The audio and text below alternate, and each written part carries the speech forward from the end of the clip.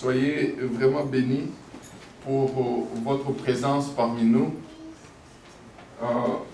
Comme vous avez pu les constater, nous sommes cette organisation qui aime le Seigneur. Nous sommes tout simplement une organisation au service de toute l'Église du Seigneur. Donc si vous êtes membre de l'Église du Seigneur, vous êtes réellement déjà prédisposé à être membre des FIMES.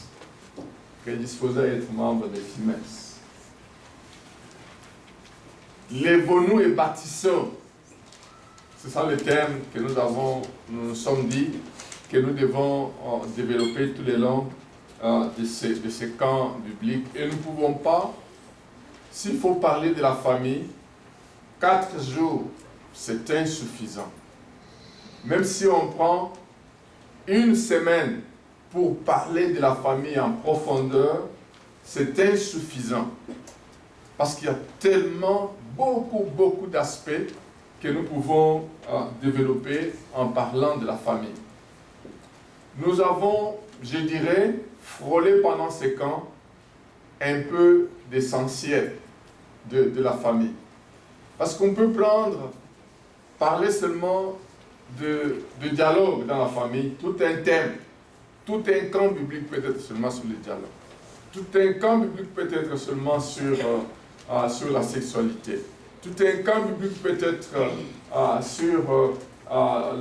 sur juste l'amour, parler de l'amour, parler de l'alliance, parler de la nudité, comment nous devons vraiment être sans honte entre nous, vivre une vie. Quand le diable nous regarde, il dit que mais ces gens, ils sont tellement transparents entre eux qu'ils sont réellement mariés. Parce que être marié, les gens pensent que être marié, c'est seulement l'acte sexuel. Être marié, on se marie, il y a le corps, il y a l'âme, il y a l'esprit. On ne peut pas penser seulement à l'acte sexuel, mais on n'est pas des amis. Si on n'est pas des amis, on n'est pas mariés. L'homme et la femme doivent être des grands amis. Les premiers confidents, ça ne doit pas être mes parents. Le premier confident doit être mon mari ou mon épouse. Ça, être marié. Et aussi spirituellement, nous devons recevoir, comme le pasteur Petre était en train de dire, je ne vois pas comment un chrétien peut être marié à un musulman. Ça, ce n'est pas le mariage. Et je suis d'une base, un background technique. Je suis ingénieur. Prenez le cuivre avec le fer. Quand vous essayez de souder, ça ne peut pas se souder le cuivre et le fer. Et c'est ce que les gens essayent de faire. On prie dans une église où la doctrine n'est pas basée sur la parole, elle n'est pas basée sur l'amour. Et l'autre est dans une église où la parole de Dieu, c'est ça la base. Le mariage, là, il est difficile. C'est un mariage voué à l'échec plus tard. Parce que la finalité de ces livres que nous sommes en train de méditer, la Bible, la finalité, c'est l'amour. Tout ce que nous devons faire, la finalité, c'est l'amour. C'est pour cela que Paul est arrivé à faire une conclusion que je peux prêcher, je peux parler en langue, je peux être le plus grand spirituel possible. Mais sans amour, je suis tout simplement une cymbale qui retentit. C'est ça la vie chrétienne. Et dans le mariage, c'est vraiment la même chose. La finalité de toute chose, c'est vraiment l'amour. Un enseignement, par exemple, voilà, parce que vous êtes converti, vous ne pouvez plus téléphoner à vos parents, vous ne pouvez plus parler à vos membres de famille, vous ne pouvez plus. Ce n'est pas un enseignement biblique, c'est diabolique. Disons les mots comme il les faut. C'est vraiment diabolique. Parce que la finalité des Écritures, c'est l'amour. Dieu a tellement aimé qu'il a donné. Je dis cela en conséquence de quoi? J'entends beaucoup d'enseignements. Je connais une famille, ils sont arrivés maintenant à dire, je ne peux plus, moi, téléphoner. Ça fait 5 ou 6 ans, n'a même pas de nouvelles de ses parents. Tout simplement parce qu'il est entré dans une secte, on leur dit, non, là, c'est vraiment, il ne faut plus, les membres de famille, c'est la servitude, les membres de famille, il faut... Mais c'est diabolique. La finalité de la parole de Dieu, si on est converti, c'est l'amour. Dieu nous a aimés en tant qu'Église. Je ne sais pas pourquoi je commence par là. Dieu nous a tellement aimés nous n'étions pas aimables. L'Église n'est pas aimable. Et Dieu nous a aimés tel quel. Et Jésus-Christ qui est mort pour nous, qui est aujourd'hui le patron de notre Église, quand il nous voit vivre, il nous voit, mais comment ils sont comme ça? Mais il nous aime tellement que nous devons faire comme il fait. Nous devons aimer même ceux qui ne nous aiment pas. Même si je connais que mon petit frère, c'est un sorcier, je dois l'aimer. Si je connais mes parents sont des sorciers, je dois les aimer. Si vous aimez seulement ceux qui vous aiment, qu'est-ce que vous faites d'extraordinaire? Rien du tout. La vie chrétienne, c'est une vie extraordinaire. Parce que le Seigneur a mis en nous, par l'action du Saint-Esprit, le potentiel qui fait que nous pouvons aimer même ceux qui ne nous aiment pas. Amen. Amen. Lèvons-nous et bâtissons. C'est vraiment un élan, c'est un défi. C'est vraiment un défi. Parce que les choses qui ont été détruites sont vraiment énormes dans la vie d'une famille. Quand on regarde comment on a commencé, quand on était comme fiancés, après on s'est marié, après on a des enfants.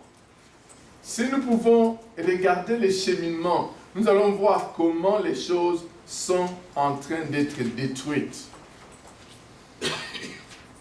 Avant, peut-être que je ne pouvais pas dormir sans téléphoner à ma fiancée.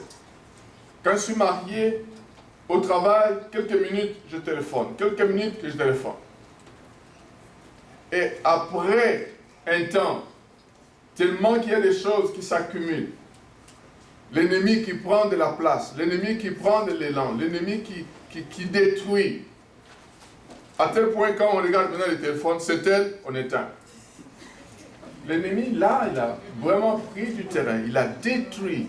Et c'est ça qui s'accumule dans les familles du jour au jour. Voilà pourquoi nous allons parler aujourd'hui de la restauration. Nous allons parler de la restauration. Et la restauration, c'est un défi. Un défi dans le sens que moi j'ai ma part en tant que mari, tu as ta part en tant que femme, tu as ta part en tant qu'enfant. Voilà pourquoi nous avons donné la parole aux enfants dans ces camps, pour qu'ils témoignent, pour que les autres enfants entendent qu'on peut réellement vivre la vie chrétienne en tant que jeune. Et je vais plus loin, non seulement vivre la vie chrétienne en tant que jeune, mais même en tant que jeune, on peut apprendre à donner. On peut apprendre à donner. Je vais vous donner un exemple. Est-ce qu'il y a une personne qui a les t-shirts de Fimes dans la salle? Et oui, tu peux chercher un t-shirt de Fimes pour moi.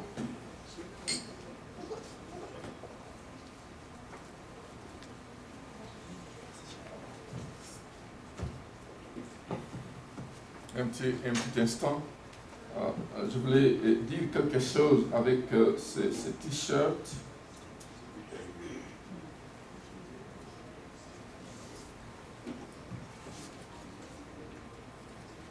Nous avons été hier, c'est vrai, c'était très impressionnant. Nous avons écouté comment l'Américain était en train de parler.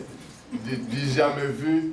On est dans un bus, on circule dans la ville, mais après un certain moment, le bus va entrer dans l'eau. Et c'est du jamais vu dans le média.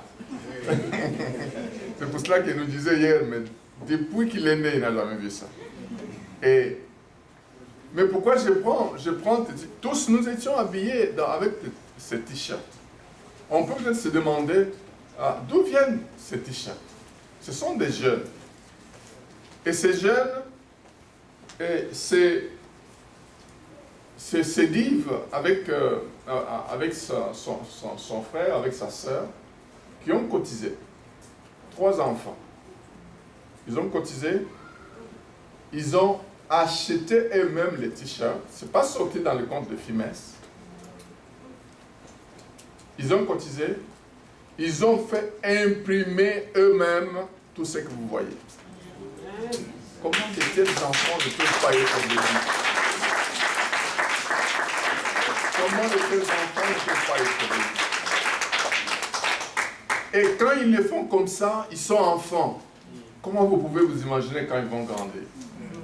Et l'ennemi, quand il voit comme ça, il dit, ça ce sont des éléments à battre. Voilà pourquoi nous devons prier pour nos enfants qui ont compris l'importance du royaume. Et nous avons filmé hier, quand nous étions en train de partir, comment les mamans, les papas étaient en train de parler du Seigneur avec les t-shirts habillés à This c'est vraiment... Nous devons savoir qu'on ne peut pas attendre de servir le Seigneur seulement quand on va devenir grand. Des enfants, nous devons déjà apprendre, nous devons servir le Seigneur, donner pour le Seigneur.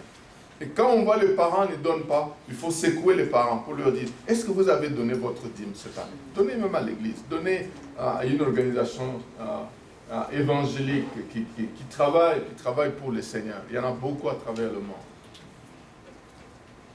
Amen. Amen. Prenons nos Bibles dans Abdias. C'est un livre, il faut consulter la table de matière, un petit livre dans l'Ancien Testament qui est qui n'est pas très lu. Abdias, juste un chapitre. C'est pour cela qu'on lit seulement 2 versets. Abdias, le verset 17 et le verset 18.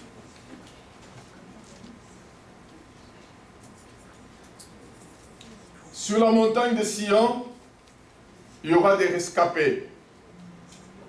Ils seront saints. Et la maison de Jacob reprendra ses possessions. La maison de Jacob sera un feu, la maison de Joseph une flamme, mais la maison d'Ésaü sera du chaume, qu'elles allumeront et consumeront. Il n'y aura aucun survivant pour la maison d'Ésaü, car l'Éternel a parlé. 2 maisons, la maison de Jacob et la maison d'Ésaü. Jacob représente la promesse. Ésaü représente la personne que Dieu n'a pas acceptée, la personne que Dieu n'a pas bénie. Nous devons faire un choix aujourd'hui. Nous devons faire un choix pour dire où est-ce que nous allons être. Parce que la restauration exige de l'obéissance. Et quand on a de l'obéissance, le verset 17 dans la deuxième partie nous dit: et la maison de Jacob reprendra ses possessions. Les possessions, ce sont ce que l'ennemi a volé. L'ennemi a volé beaucoup de choses dans les familles. Beaucoup de choses. Il n'y a plus de joie dans la famille. Il n'y a plus même les rires dans la famille. Il n'y a plus de gaieté dans la famille. L'amitié dans la famille n'existe plus. Tout cela a été volé par l'ennemi. Nous devons aller dans le camp de l'ennemi pour reprendre nos possessions. Nous devons reprendre la joie dans la famille. Le royaume des cieux, c'est la justice, la joie et la paix dans la famille. Nous devons apprendre à aller dans le camp de l'ennemi, reprendre ce que l'ennemi a volé. Et ça demande une détermination. Ça demande un défi, chacun personnellement, pour dire, je ne sais pas ce que mon mari va faire, je ne sais pas ce que mes enfants vont faire, je ne sais pas ce que ma femme va faire, mais moi je suis déterminé à reprendre tout ce que l'ennemi a volé. Il y a beaucoup de choses. Tout ce que l'ennemi a volé dans la famille, Et nous vivons dans la famille comme les chiens et les chats. Comme des ennemis dans la famille. Ça, c'est pas dans le plan de Dieu. Le plan de Dieu, c'est que la famille, c'est le paradis sur la terre. Là où règne la paix, là où règne la joie, là où règne le bonheur. C'est l'exemple de paradis sur la terre, la famille. Et tout cela ont été perdus. Nous devons les reprendre. Et ça exige la détermination de chacun, la détermination de chacun. Amen. Amen. Votre adversaire, mon adversaire, ce n'est pas ma femme.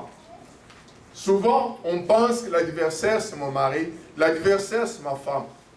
Retenons, frères et sœurs, que l'adversaire dans la maison, ce n'est pas ta femme, ce n'est pas ton mari, ce ne sont pas tes enfants. C'est l'ennemi qui est présent, qui rôde comme un lion rugissant. Il cherche quelle est la parole que tu vas prononcer. Une petite parole, une petite étincelle, il va l'utiliser pour détruire. Toi, tu la considères comme une petite parole. Tu dis, mais toi, tu es toujours imbécile dans cette maison. Tu as prononcé une petite parole. Mais comment cette parole est reçue dans le camp adverse? Une bombe. Cette petite parole que tu as prononcée, elle a été amplifiée pour qu'elle atterrisse dans le cœur de la personne, de votre partenaire, vraiment comme une bombe. Et cette parole va faire que comme c'est une bombe, la personne va prendre la décision. Je veux maintenant agir dans cette maison pour qu'il sache que c'est moi le chef. Alors tout ce qui va suivre, c'est la vengeance sur vengeance. L'homme agit par vengeance. La femme continue avec les paroles, par vengeance, pour continuer à nuire, à détruire. Et à la finalité, qu'est-ce qui va exister à la fin? On va apparemment voir une famille, mais ce qu'on voit, c'est une famille divorcée. Apparemment, on les voit ensemble, mais ils ne sont plus amis. Apparemment, on les voit ensemble, mais ils n'ont plus le même esprit, ils n'ont plus la même vision. Là, le mariage n'existe plus. Le mariage existe tout simplement par apparence, mais réellement, au fond, il n'y a plus de mariage. Ce sont les hommes qui vous voient mariés, mais quand Dieu vous regarde, vous n'êtes plus mariés, vous êtes divorcés. Tout simplement parce que nous avons amené la sémence qui n'encourage pas la vie de la famille. La sémence. Apprenons dans ces camps, surtout dans cette journée de restauration, nous devons savoir s'aimer ce que nous pouvons récolter. Quand nous sémons de l'amour, nous allons récolter de l'amour. Quand nous sémons la méchanceté, c'est la méchanceté que nous allons récolter. Et si chacun prend la décision de décider que désormais, je ne veux plus s'aimer n'importe quoi dans ma maison, ce qui va sortir au bout du tunnel, ça sera que pour honorer et glorifier le Seigneur. Toujours dans les environs d'Abdias, il y a un prophète, Joël. Prenons-le. Nous allons commencer avec le premier chapitre, Joël.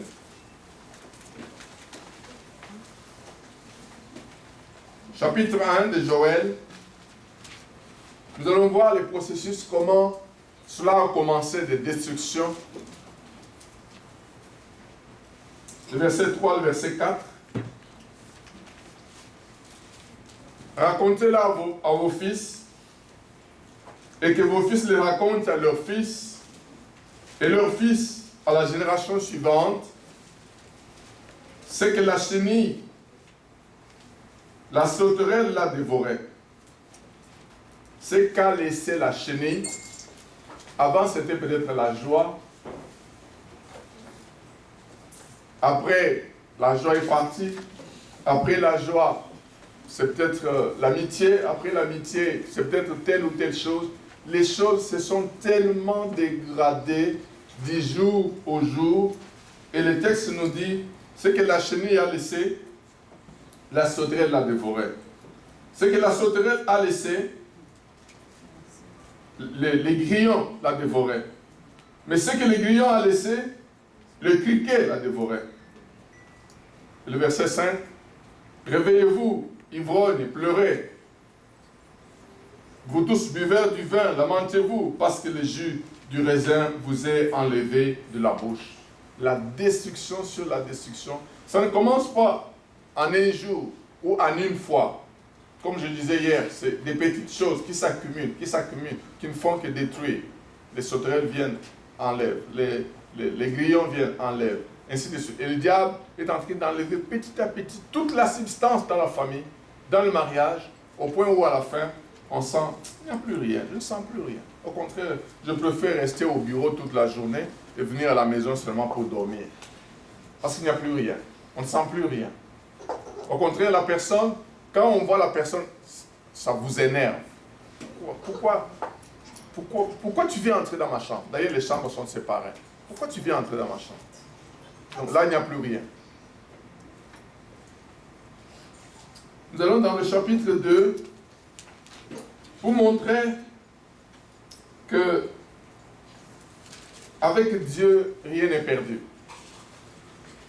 Rien n'est perdu avec Dieu. Nous sommes peut-être arrivés à un niveau, nous pensons que c'est un niveau irrécupérable. Un niveau irrécupérable. Mais Dieu voudrait nous parler en Joël 2 à partir du verset 23.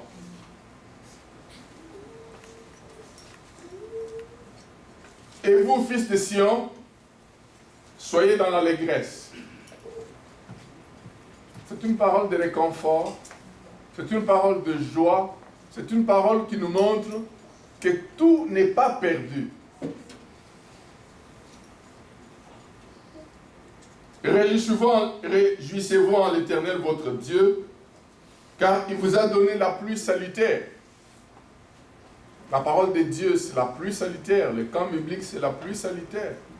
Il voudrait vraiment, à travers tout ce que nous avons entendu, que nous puissions faire quelque chose, faire un pas. Il a fait descendre la verse pour vous, pluie d'automne, pluie de printemps, au premier mois.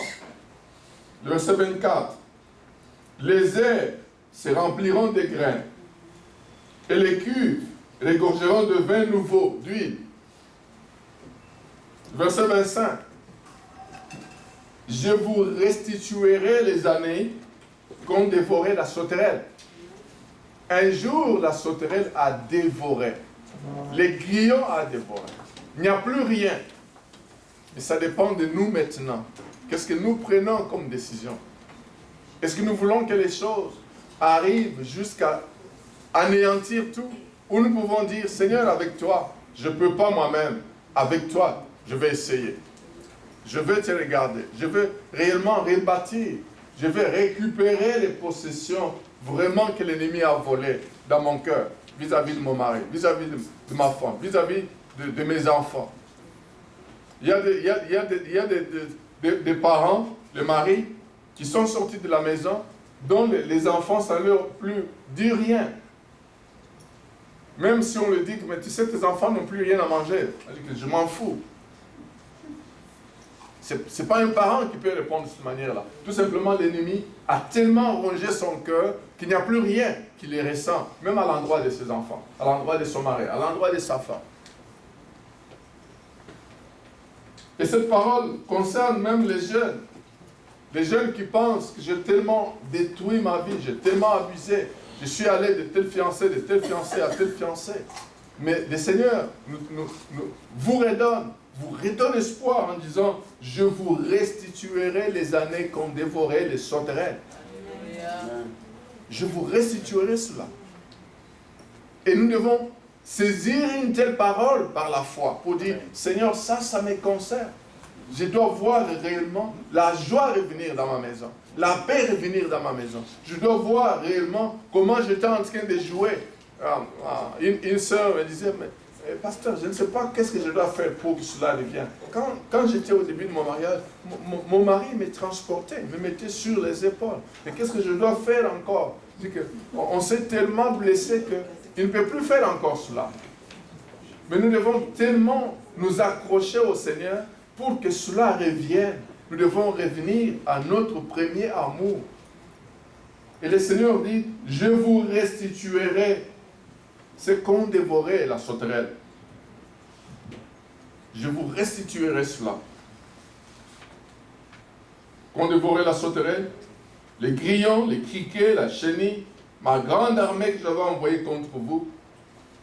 Vous mangerez, vous vous rassasierez, et vous louerez le nom de l'Éternel, votre Dieu, qui aura fait des miracles pour vous, et mon peuple ne sera plus jamais dans la honte. Aujourd'hui, quand on parle, quand on cite votre nom, c'est la honte. Quand on cite le nom de votre mari, c'est la honte. Le nom de la famille, c'est la honte.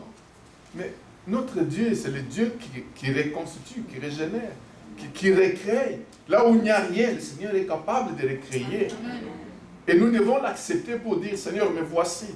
J'ai été tellement méchant. J'ai été méchant à l'endroit de mon mari, à l'endroit de ma femme, à l'endroit de mes enfants. Je voudrais recréer quelque chose de nouveau. Ça demande un défi pour s'accrocher à la parole, pour que la parole produise des fruits dans notre vie. C'est un défi que nous devons relever devant l'ennemi qui rôde, qui voudrait que les choses s'empirent, que les choses se détruisent davantage. Allons-y à notre dernier texte, frères et sœurs.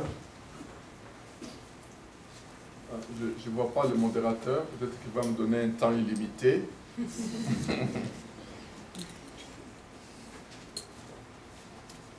Allons-y en Jean, au chapitre, Jean, chapitre 1er.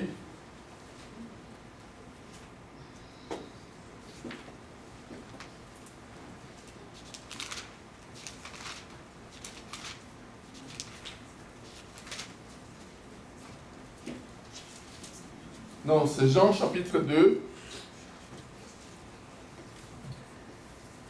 À partir du premier verset, nous allons lire jusqu'au verset 12e. Ça, c'est un texte qui nous montre vraiment la restauration de la famille, la valeur que Dieu peut donner à une famille. Ce sont les noces de Cana. 3 jours après, il y eut des noces à Cana en Galilée, et la mère de Jésus était là. Jésus fut invité aux noces, ainsi que ses disciples. Comme le vin venait à manquer, la mère de Jésus lui dit, « Mais ils n'ont pas de vin. » Jésus lui dit, « Femme, qu'y a-t-il entre toi et moi? Mon heure n'est pas encore venue. » Sa mère dit au serviteur, « Faites tout ce qu'il vous dira. » Il y avait là 6 jarres de pierre destinées aux purifications des Juifs et contenant chacune 2 ou 3 mesures. Jésus leur dit, remplissez d'eau ces jarres. Et ils les remplirent jusqu'en haut. Puisez maintenant, leur dit-il, et portez-en à l'organisateur du repas. Et ils lui emportèrent. L'organisateur du repas goûta l'eau changée en vin. Il ne savait pas d'où venait ce vin, tandis que le serviteur qui avait puisé l'eau le savait. Il appela l'époux et lui dit, tout homme sert du bon vin, puis il est moins bon qu'après qu'on s'est enivré. Mais toi, tu as gardé le bon vin jusqu'à présent. Tel fut à Cana, en Galilée, le commencement du miracle que fit Jésus. Il manifesta sa gloire et ses disciples crurent en lui. Après cela, il descendit à Capernaum avec sa mère, ses frères, ses disciples, et n'y demeure que peu de jours. Frères et sœurs, nous avons parlé tout le long de ce camp biblique sur le mariage, qui est en fait le centre de la famille. C'est là que tout commence. Et le tout premier miracle de notre Seigneur Jésus, c'était dans une fête de mariage. Et ce n'est pas par hasard. C'est pour montrer combien Dieu tient à l'importance du mariage, à l'importance de la famille. Et quand nous regardons vers la fin, quand le miracle est accompli, Le verset 11, la manifestation de la gloire de Dieu a commencé dans le mariage, dans cette fête. C'est pour cela qu'il dit, quand cela, tel fut à Cana en Galilée, le commencement des miracles que fit Jésus, il manifesta sa gloire. Pour la première fois, la gloire a été manifestée dans un mariage. Et c'est ça même le but du mariage. Pour que Dieu soit glorifié dans la famille. C'est une des raisons d'être même de la famille. Pour que la gloire de Dieu se manifeste constamment dans la maison. La gloire de Dieu doit constamment se manifester dans la maison. Mais ce que nous devons savoir, que comme nous avons laissé la place à l'ennemi, nous avons dit, la famille c'est un champ de bataille. La famille c'est un champ de bataille. Les éléments qui composent la famille, papa, maman, enfant, doivent être en équipe pour combattre l'ennemi. Mais quand on commence à se tirer dessus, on change l'adversaire. L'ennemi n'est plus notre adversaire devient notre mari, notre adversaire devient notre femme, nos enfants. En ce moment-là, on est une équipe. Au lieu de constituer une équipe unie qui gagne, nous constituons une équipe divisée, mais qui ne fait que perdre, qui ne fait qu'aller sur la pente vraiment glissante. C'est pour cela que le vin peut arriver à manquer dans la famille. Le vin symbolise la joie. Le vin symbolise la paix. Le vin symbolise ce bonheur. Au lieu que le mariage, la famille, soit le paradis, quand le vin manque, ça devient vraiment de l'enfer. Ça devient chacun pour soi. Les enfants préfèrent rester chez les amis. Papa préfère rester au travail. Même s'il n'y a pas d'heures supplémentaires, même si on ne le paye pas, il préfère rester travailler. La maman préfère rester en dehors et viendra à la maison seulement pour dormir. Là, le vin a déjà manqué. Il n'y a plus rien, il n'y a plus de joie, il n'y a plus de bonheur de vivre ensemble. Le vin a manqué. Amen? Amen. Mais ce qui est important dans ce récit de noces, c'est que quand le vin a manqué, il y a au moins une femme qui sait voir. Les hommes ne peuvent pas voir. C'est pour cela que nous disions hier, la femme dans la maison, c'est vraiment un radar. Et nous les hommes, nous devons apprendre à développer ces radars, encourager nos épouses à passer des moments d'intimité avec Dieu. Et Dieu va lui montrer des grandes choses. La femme doit développer les radars. Et ce mari qui va constater, mais ils n'ont plus de vin. Ça, c'est une femme. Et ce genre de femmes doivent être recherchées dans la famille, qui sait voir, qui sait sentir qu'il y a quelque chose qui ne va pas ici. La femme que Dieu a placée à côté de l'homme. Tout simplement parce que l'homme seul ne se suffit pas. On pense, parce qu'on est costaud, on a des biceps, on est fort, mais c'est Dieu qui nous a créés. C'est Dieu qui a vu que l'homme n'est pas bon qu'il soit seul. Et nous devons vraiment comprendre et réaliser cela, que la femme est très importante. Très importante. Et même quand il y a les conflits, laissez-moi vous dire un secret, mes chers collègues, Marie, quand il y a des conflits entre l'homme et la femme, souvent, Dieu va prendre la part de la femme. Je vais vous donner un exemple. Un jour, il y a un conflit entre Sarah et Abraham. Parce que Sarah veut que cette femme, la servante, elle doit quitter ma maison avec son enfant. C'est un acte de manque d'amour. C'est un acte cruel. Ils vont partir où? Et Abraham, qu'est-ce qu'il va dire? Il va être mécontent. Il dit que mais cette femme, là vraiment, je ne veux pas marcher avec elle parce que là, elle va dans un acte, elle va trop fort avec la pédale. Mais qu'est-ce que Dieu va dire? Obéis. Écoute ce que ta femme te dit. Écoute ce que ta femme te dit. On va dire que Dieu est injuste. Non, Dieu n'est pas injuste. Dieu est correct. Écoute, c'est pour dire aux maris qui sont dans la salle, apprenons à écouter nos épouses. Et Dieu va nous répéter encore plusieurs fois, écoutez vos épouses. Des fois, elles reçoivent plus de choses que nous. Nous sommes toujours partis, ainsi de suite.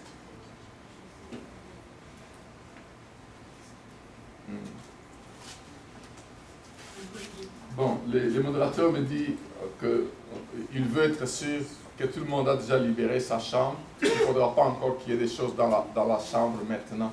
Si vous n'avez pas descendu vos choses, vous pouvez rapidement aller les descendre parce qu'on n'aimerait pas recevoir une facture en plus.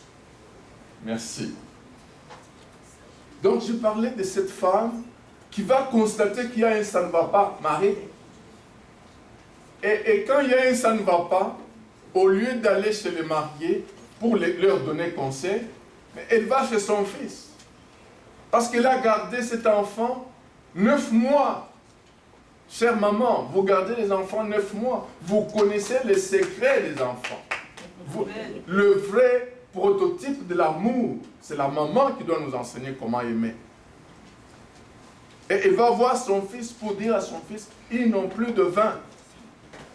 Tout simplement pour dire, nous devons apprendre à aller chez le Seigneur. Seigneur, tu vois, je n'ai plus de vin dans ma maison. Il n'y a plus de joie, il n'y a plus de bonheur. Je ne veux plus rester dans ma maison. Il n'y a plus de sourire, il n'y a plus rien. C'est au Seigneur qu'il faut partir. C'est vers le Seigneur qu'il faut partir. Mais qu'est-ce qui arrive?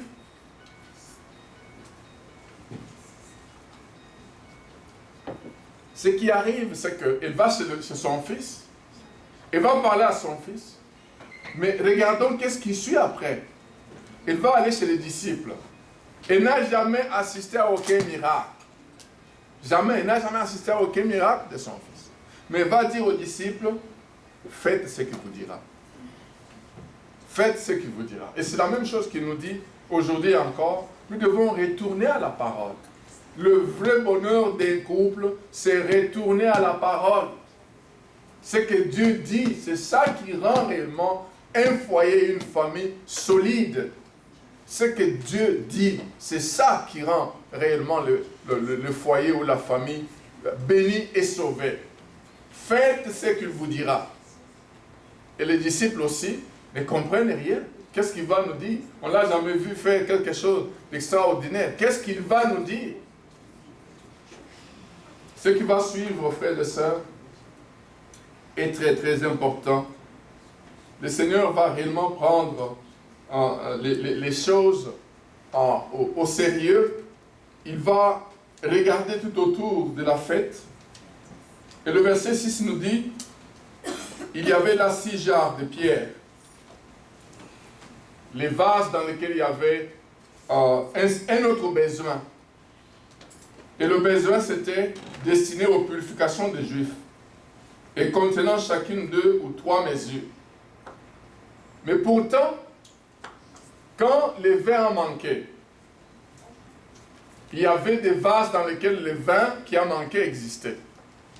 Jésus-Christ ne va pas utiliser ces vases-là pour créer un autre vin. Est-ce que vous comprenez? Ce vin-là a été fait sur base de traditions juives. Souvent, nous prenons nos traditions pour bâtir le mariage. Quand on prend, quelle que soit la nouveauté que nous voulons créer dans la famille, nous voulons créer ça sur base de traditions que nous avons trouvées, des traditions africaines, canadiennes, américaines, européennes. Tout simplement, le mariage voit à l'échec. Nous devons chercher de nouvelles vases. Et ces vases ont été destinés aux besoins spirituels, à la purification. Et c'est ça qui va utiliser autre chose que ce qui était prévu. Amen. Amen. Et pourquoi je dis cela? Parce que souvent, c'est que quand nous avons par exemple un mari païen, nous sommes en train, Seigneur, convertis-le, change-le. Mais pourquoi? Pour moi, parce que je veux être bien, je veux vivre bien. Nous sommes tout simplement égoïstes. Et la demande, ce n'est pas pour rien que le Seigneur nous dit, cherchez premièrement le royaume et la justice de Dieu, et tout le reste vous sera donné par-dessus. Cherchez le changement de votre mari pour la gloire de Dieu dans la maison. pas pour vos besoins personnels, pas pour votre égoïsme personnel. Et quand nous cherchons la gloire de Dieu, Dieu se manifeste. Et ce vase qu'on va utiliser, c'était des vases destinés à la gloire de Dieu. Et ça va apporter quelque chose du nouveau, quelque chose, le changement dans la maison. Le Seigneur va utiliser des vases destinés à la purification, aux besoins spirituels. Souvent, nous voulons faire passer nos besoins charnels, nos égoïsmes avant.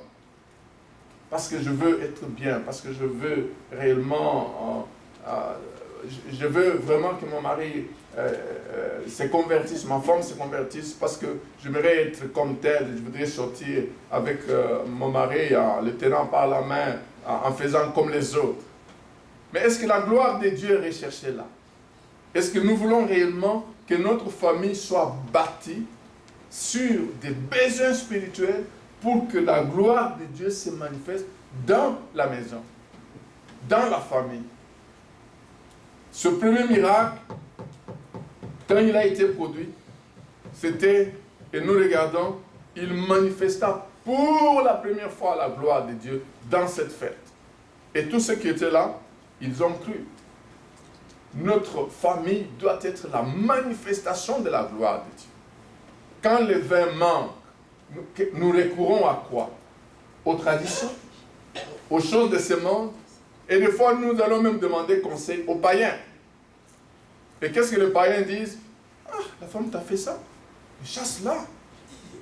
Chasse-la, c'est fini. Le problème est résolu. Nous sommes en train de recourir à quoi? Aux vases qui ont été utilisés pour le vin avant.